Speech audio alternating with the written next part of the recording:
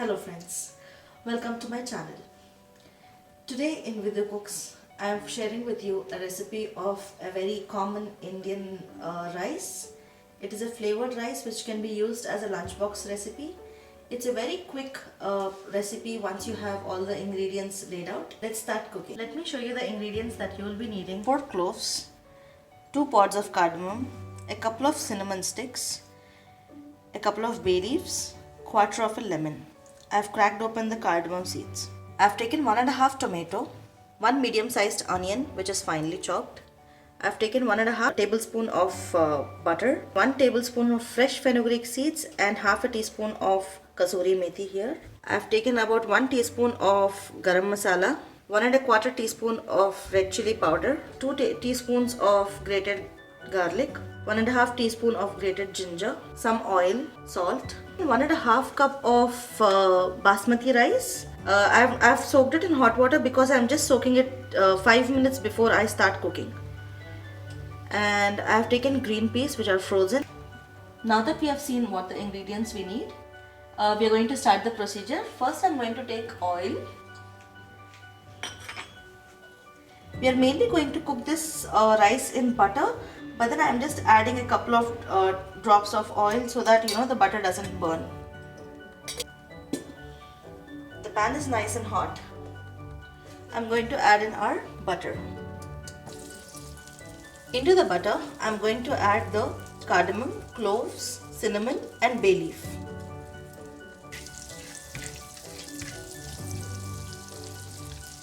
Once the butter melts and the spices are fragrant, I'm going to start adding grated ginger.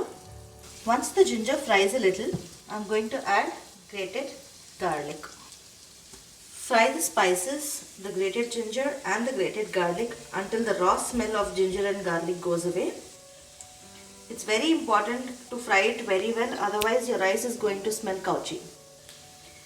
Now, once the ginger and garlic have fried, I am going to add in my red chili powder because it gives a good flavor and aroma when fried with the ginger and garlic. We have to be very careful to not burn the red chili powder because it fries really quick. Once the red chili powder is aromatic and it starts leaving a nice flavor, we are going to add in our chopped onions.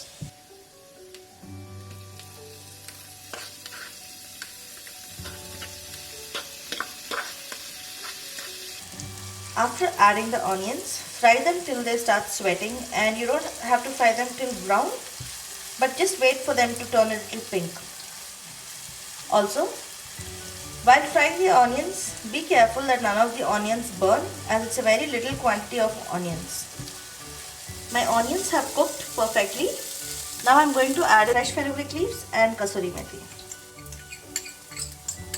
Make sure not to add too much, otherwise your rice can get bitter. Now we are going to go ahead and add the tomatoes.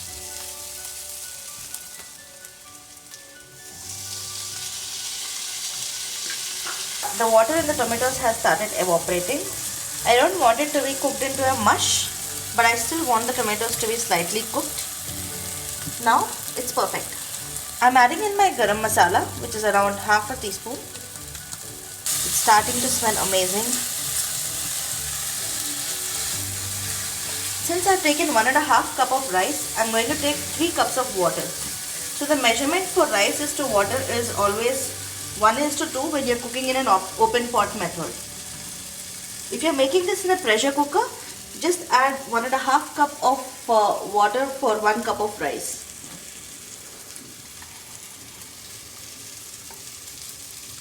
I'm measuring 3 cups of water with this cup.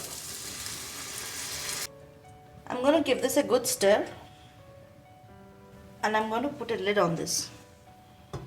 While the water in the pulao is ready to boil, we'll strain our rice and keep it aside. Remember, this is hot water, so I've just soaked it for around 10 minutes and it should be fine. In the meanwhile, the water has boiled. We'll go ahead and add the soaked rice.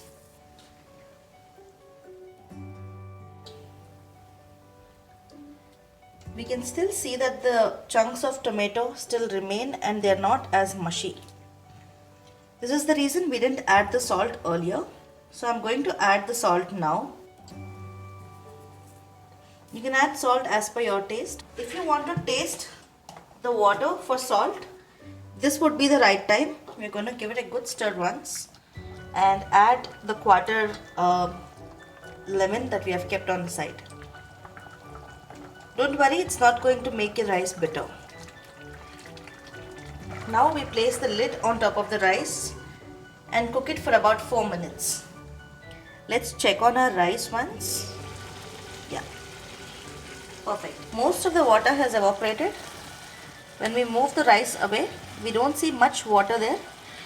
This is the correct time to reduce the flame to a medium low.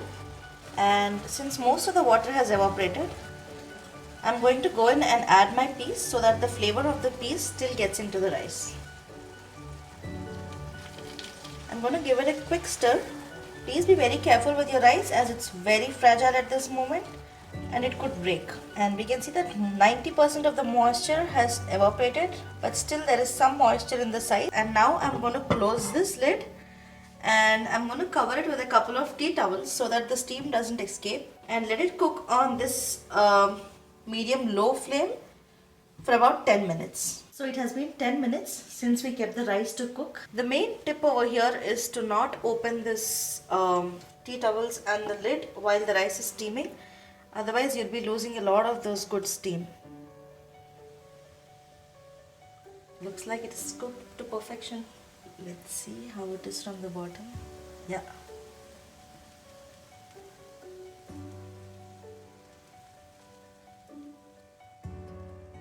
As you can see, the rice has cooked to perfection. It smells heavenly. Now that the rice is ready, I'm going to turn the flame off and let's go plate it.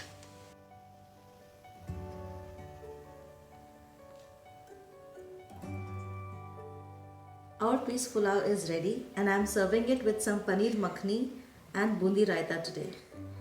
Let me quickly taste and tell you how it is.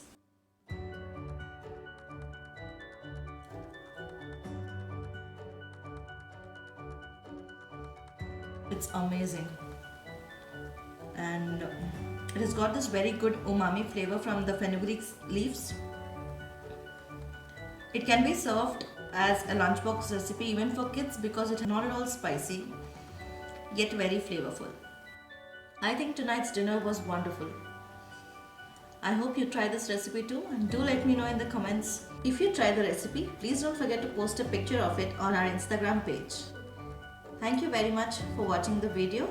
Make sure you subscribe and hit the like button if you like the recipe, and click the bell icon to get a notification every time I post a new video.